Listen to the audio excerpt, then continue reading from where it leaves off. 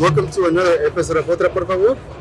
My name is Richie, and we are in the beautiful Austin, Texas, during South by. And what an honor to have VALÉ with us today. Oh, thank you. I know today's a little different. We're actually not in the studio. We're outside recording on the street, outside of what is called the Trap House. It used to be Cuatro Gato, and one of my good friends actually DJ'd here a while back.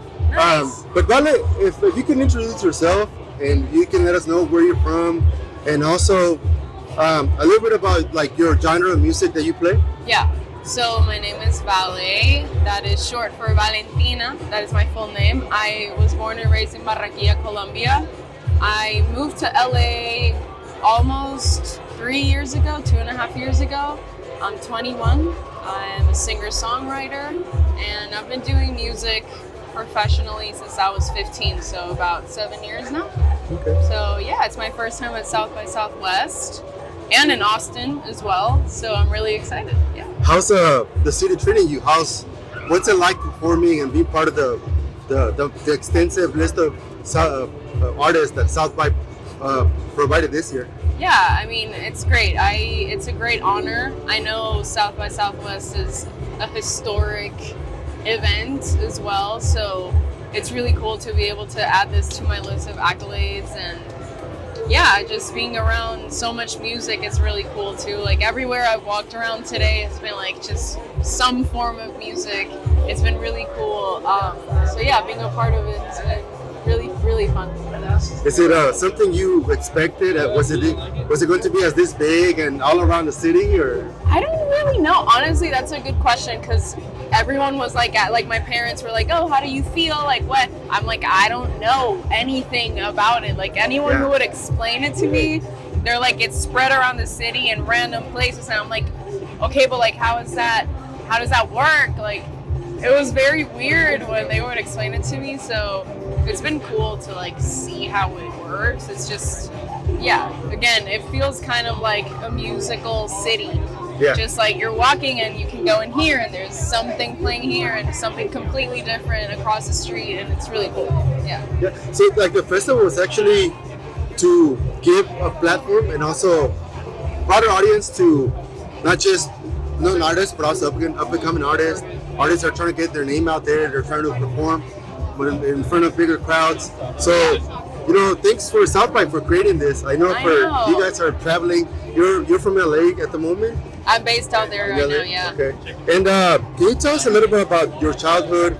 You were born in Barranquilla, Colombia, Yes. but then you came to the United States at the age of 15? I've been traveling back and forth for a long time, but I started music officially at 15. Started working in LA. That was a really cool process because it's just entirely different cultures. I was also a child. I had to learn how to grow up very fast and work with people every day that were double my age. So it was definitely scary at first, but you kind of get used to it. I really have a passion for it, and it's been really rewarding, especially if you come from a country that, a city, honestly, that's not so musically driven. In terms of people aren't as artistic as they are in the US in general.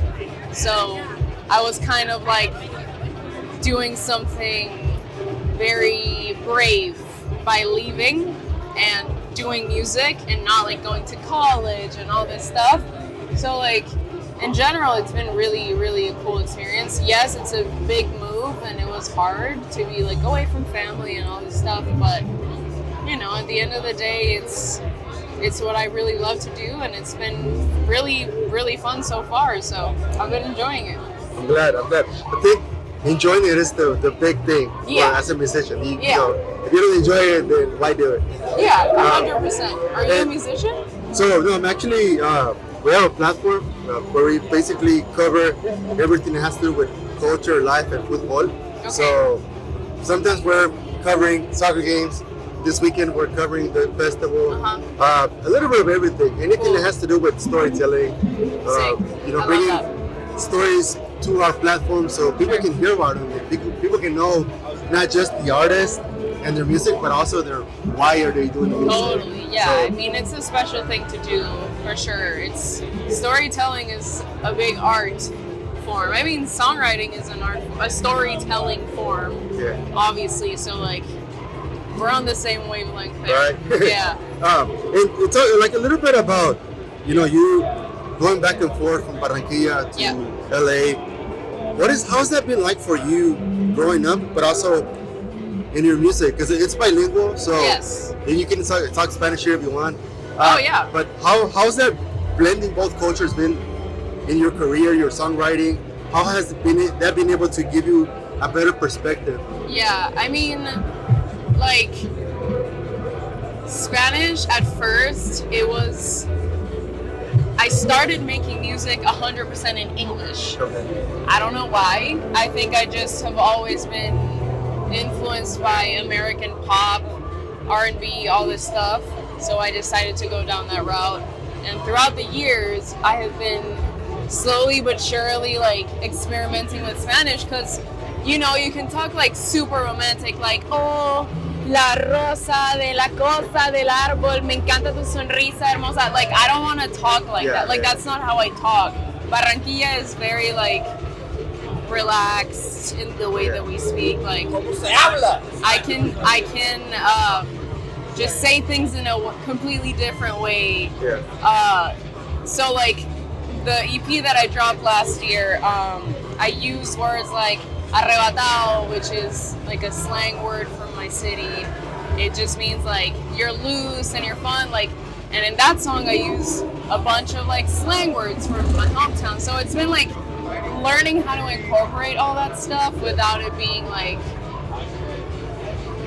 not unique to me. So it's been a process for sure, but I love singing in Spanglish. I love incorporating like really casual talk into my lyrics. I think that's something cool about my music and my lyrics. So yeah, like everything, it's a process. It helps on the lyrics and also the listeners, the audience. When you listen to a song, as you make it simple, then it's catchier. Yeah, 1,000,000%. Like I've fallen into this like groove of like really simple hooks that are just like a little Spanish phrase. So I have this song called Lo Tengo Mal that is about like a guy like drooling over a girl and whatever. So like in my shows I do a little Spanish lesson. I'm like, oh, lo tengo mal means he's simping over you in Spanish, and everyone's like, oh my god, I love it. So like, it's super simple and it makes it fun. People really enjoy that. But yeah, it's fun, it's simple, and like you said, it's simple makes it like quite catchier. So yeah. Quite relatable too, As well. Yes. Speaking of relativity, like whenever you built a skill during the pandemic where you were able to, like in People Magazine you mentioned, you were able to be very empathetic and you can pick up what others are feeling, and you can write about songs about situations that you haven't been through personally. This is a skill that you picked up during the pandemic. Yes. Now that it's been 5 years, how has that changed for you? Yeah, that's a great question. I feel like, during the pandemic, I was like 16, freshly 16 till I was like freshly 18. So it's like very formative years, I feel like, for a person. You experience a lot of things, and I didn't get to experience anything because we were locked at home. So I would like watch movies and read books, and like through social media I would be like, oh, this movie is about a girl that met a guy at a bookstore and they fell in love and whatever. So I would write a song about that. Without living it, I just was able to do it. Obviously now that I live in another country and have gotten to live more stuff, I now write about things that have happened to me, but I still think it's fun to kind of remove myself from my own life and write about made up stories. I still do that a lot. So it's changed, but it also hasn't. I still like to tap into that part of my songwriting. Would you ever become a book writer? Oh, no. No? I've actually thought, dude, this is really funny. I've thought about people that write books. I'm like, that seems so daunting. I'm like, oh, you have to write like 250 pages at least. How do you even do that? So no, I don't think I'd ever be a book writer. I can't. It's too much. Because I feel like how you explain it is a lot of, you're writing about other people's point of view and perspective. Yeah. You're placing yourself in someone else's shoes. Yeah. So writing movies can be one thing. A writer for a play or Maybe. whatever. I mean, I will say though, it does help a lot when I do music videos because I like write all my like treatments for music videos. So maybe it applies in that way. I'm able to like write a whole story in a little world and aesthetics around a song. So maybe I'll stick to that. Maybe one day I'll just direct music videos and do something like that. Yeah, nice. About you as an artist, what is a mission and your mission and vision that you have and you want your audience to get from you and your music? I mean, I feel like I always aim for a lot of positivity. Obviously, I don't want to like be that person that's like fake positive all the time because that's just also not real. But I think coming from Barranquilla too, we're super positive over there. In Colombia in general, I think people are very, very positive, very uplifting, outgoing. So I kind of try to represent my city and my heritage through my music in that way and kind of still just keep it lighthearted. I want people to listen to my music and be like, oh dude, I feel so good right now. I love this. Like, of course it will be emo songs. That's fine. You have to. You have to have the emo tracks, but in general, I just want to be a positive figure in people's lives. That's all you can hope for. Yeah. No, I think when it comes to music, musicians, you're made to good. I mean, your job is to do good music. Yeah. But also do music that can speak to people. Yeah, 100%. I also always aim to like reframe people's mindsets on what Latin music is and can be, because if I had to put my music in a box, I would say it's like Latin alternative pop. Yeah. But that can mean anything, right? Like, there's so many Latin artists that, like me, speak perfect English, speak perfect Spanish.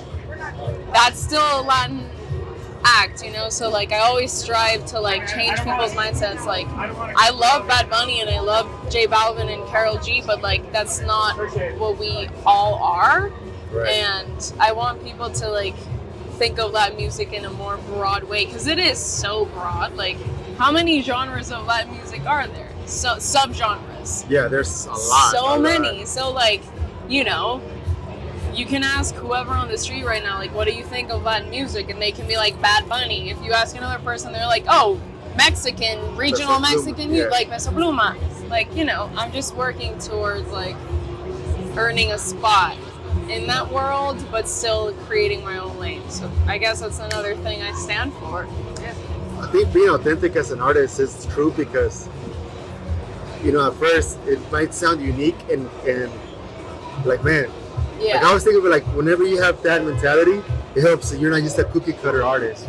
Oh, you're not a cookie cutter. No. Oh, I want to be the next Karol G. Like, no, you want to be the next VALÉ. Yeah, I want to be me. That's it. That's what makes it cool. Nice. And like us in this festival, it allows us to get to know more artists, but also listen to new music. But what I want to ask you next is, from your songs, can you recommend 3 songs that are in different mood stages?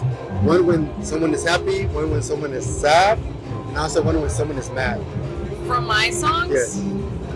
Happy, I would say Cocoa Water. Okay. Is really happy. That one's like a beach vibe. When someone's sad, probably Siempre Serás Mi Corazón. Also off my new EP. And then when someone's mad, probably either Arrebatado or Moody Dirty Sweaty.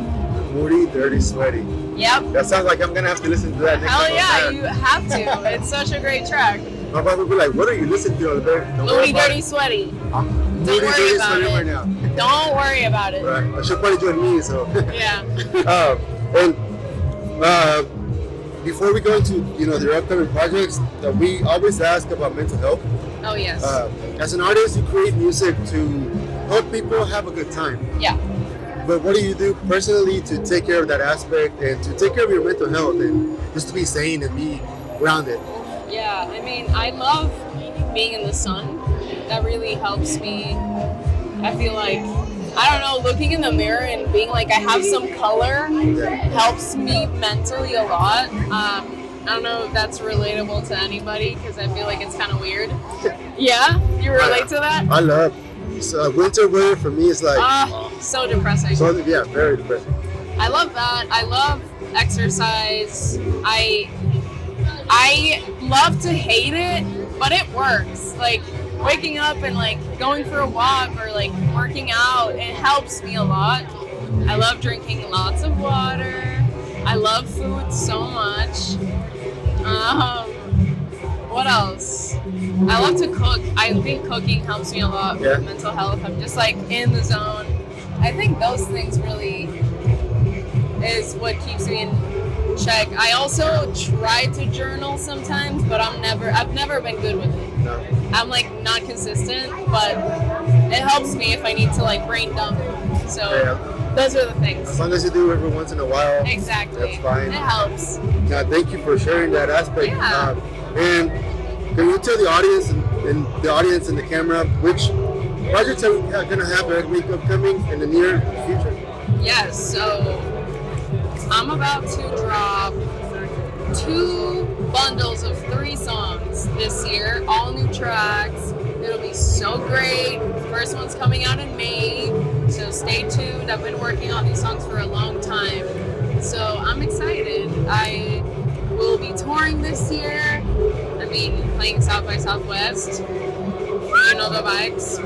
But yeah, I just have a lot of music coming out this year, and you can check it all out everywhere at VALÉ, and my socials are VALÉ in all caps, all written out. So VALEINALLCAPS.